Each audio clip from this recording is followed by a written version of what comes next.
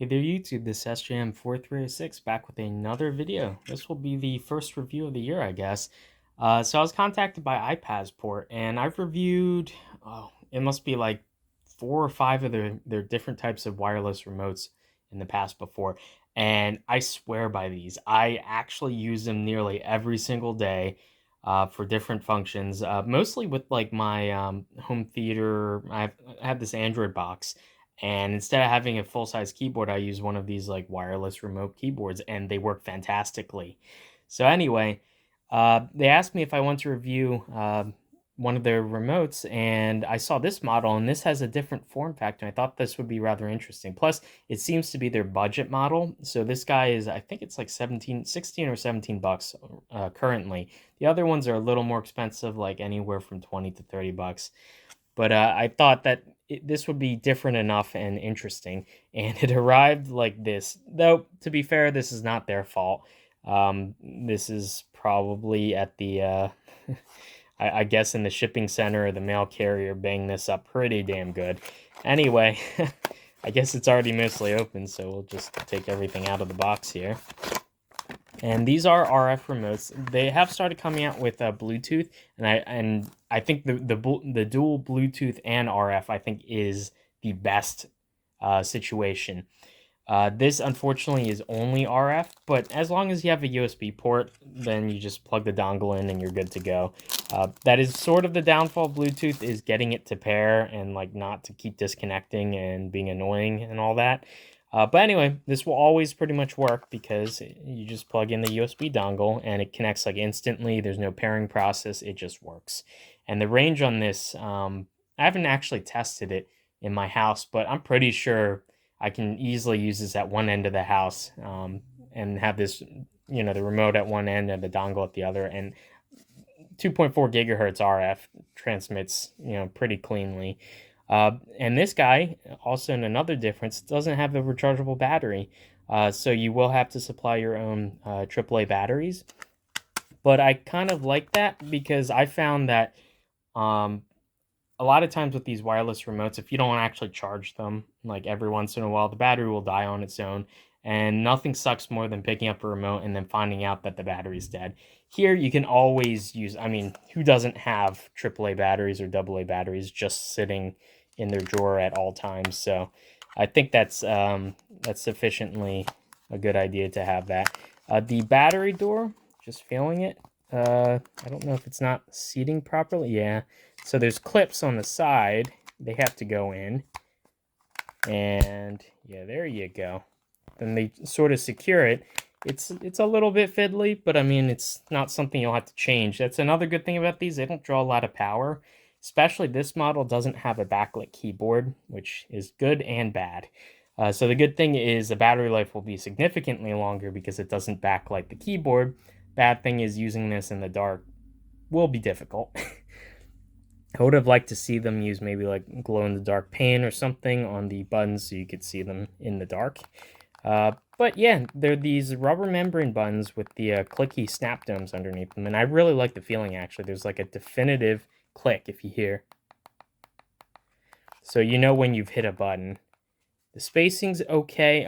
Obviously, because the touchpad is on the side here, your right-hand thumb is a little further out, but it's still typable. My hands are pretty small, so it's probably a bigger issue for me than the average person. And you have a full-size mouse. Well, not really full-size. It's actually quite a bit smaller than the other models from iPazzPort, but it's like perfect placement for your thumb. And they even include like a soft scroll wheel on the side there.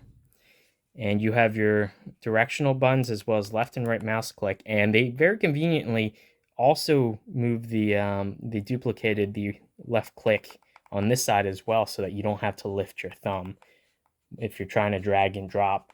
That would be very difficult if you had to do it with one hand. So definitely paying attention to details. There's also a function key and soft programmed functions for like Control Delete. If you're using Windows, there's another function key here too as well, so you could actually hit that with one finger. And there's media control like transport controls. Not sure what that symbol is. RF, probably, I guess, if you ever needed to repair the dongle. Sorry about that. Yeah, so like I was saying, you got your transport controls, print screen delete, some extra function keys. Here you have F1 through F10 off the top. And then yeah, so it's laid out pretty much like you'd expect a keyboard to. Spacebar in the middle there too. Looks like there's 2 switches on the longer keys, so you can press them from either side or the center. Maybe there's 3 in there. And interestingly enough, so this does have a power switch. I would have liked to see soft power, just because I have a tendency to accidentally leave these switches on. Now, given there's no backlight here, and I'm guessing there is a soft power management built into the controller, so if it stops receiving button inputs, it probably does go into a sleep mode, like a lower power sleep mode. So it's not the end of the world if you accidentally leave this switched on, but I would have liked maybe to have just like a soft power button, and then if you don't press any button for 5 minutes, it just shuts itself off. That would have been nice. And there's 2 extra buttons here, I'm guessing for volume, because if this is a remote, that would be the perfect place when you're holding it. Your thumb just rests there. And yeah, we have some indicators up top. Looks like one's for like radio signal, and the other one has an arrow. Not sure what's going on with that. And yeah, that's pretty much everything. It is kind of a nice rounded remote shape, a little wider than some remotes. But yeah.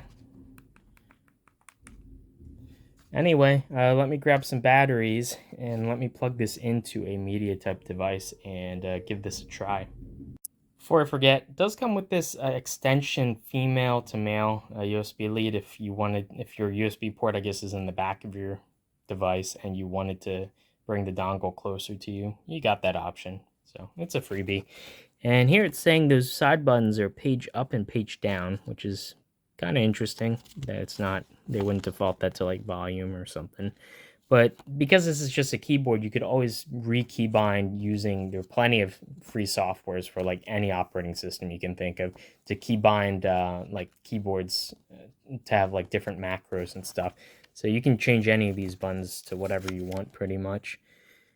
And yeah, they're explaining this does have multi-touch, but given how small the touch surface is, I mean, pretty much only get 2 fingers in there. Yeah, that seems to be that. So yeah, I got batteries in here. Hit the power switch. The blue light comes on. Okay, before we go, one last thing. I need to pop this open. I don't see any screws, so that means clips. Just using my fingernail here. I might actually need to break out a spudger. Yeah, so I'm gonna rip my nail off. Give me 1 sec. Okay, Trixie. There were 4 screws hidden under the battery bay there. But yeah, it just pops off. You could see the front plastic frame bit, and the switches and all start popping out. These 2 buttons have their own like rubber carrier, silicone, I guess that's. And we have the membrane. And yeah, you can see here, I was right, there were 3 switches under the space bar. And yeah, these are all just metal domes, and this is silicone, which has been screen printed with the characters. And just stick that back in there. Yeah, so we have the remote itself. Like many of its brothers, the touchpad is just a PCB pattern of the matrix and then a sticker stuck on there, which is actually a really simple way of doing it, and it saves you having a separate PCB. And you can see here sort of the backside contacts, and it has its own controller chip, and I'm guessing the main chip, which is here, just serially communicates with that. So yeah, that's pretty elegant. It works. And so here we have the main chip and a crystal oscillator there. Here we can see the RF antenna. It's just like a trace on there. And here, that's interesting. So they opted for either the surface mount or kind of this, tuning fork can style crystal. So obviously they selected the surface mount one. And besides that, we have a chip here. Well, we have two chips. This guy, which is right next to an inductor, so that's going to be a switch converter, and that no doubt is stepping up the 3 volts from the 2 series alkaline batteries up to probably about 5 volts, or maybe this runs at 3.3 volts. And we have another chip right in here. Ah, interesting. It says something to the effect of like 24C256. That looks like a serial flash, like an SPI flash chip. So I wonder if it's storing like all the button codes or something in that memory. Maybe the microprocessor doesn't have enough internal flash to store that, so they're grabbing it from that chip there. That's interesting. Other than that, there's really not much. There's a surface mount power switch here, which we will have to be careful when reassembling so we don't break that nub off. I've done that plenty of times. And these little right angle tack switches. There's a little bit of foam. It's like rubber and or foam here, I guess, just to press when the case is closed. And that's it. That's literally all that there is in here. Oh, these little indicator LEDs on top too. Those are tiny. But yeah, that's all there is. That's all she wrote. And here, nothing but plastic and the other end of the contact springs. And there we go. We're all back together. She still switches on. She still works. All the buttons feel okay. And yeah. So all in all, in terms of the build quality, it definitely does feel cheaper than the other models. But then again, it is also, literally cheaper as well. The price is less. I think this is more kind of more interesting because of the form factor. It kind of fits more like a regular remote. The other ones are significantly larger. And yeah, they have more features, but then again, sometimes all you need is just a remote that just takes alkaline batteries. You don't need any extra lights, any extra bling, any extra rechargeable batteries. You just need a remote. That'll work. This will be good throwing in a backpack too. I do a lot of stuff with computers that don't necessarily have like keyboards already plugged into them and whatnot. So like sort of headless computers and whatnot. And just having one of these in your tool bag, I wouldn't care if this got destroyed. Okay, it's like, 16 bucks down the drain. I can easily get another one as opposed to getting something nicer and then losing that or destroying that. That would stink. But yeah, it's cheap enough that I could throw this in my backpack and not really have to worry about it self-exploding. And yeah, I'll always have batteries on hand. So it's something, and yeah, I really like this form factor. It's pretty comfortable. Typing is less comfortable than using the joystick portion, but it's something that you might not have to do as often. And I guess you could hold it like this if you really had to. One thing that I did find is slightly annoying is the enter key is lower than I expect. I expect the enter key to be up here, so if I'm just typing by memory, my muscle memory would think the enter key is up here, but it's really down here.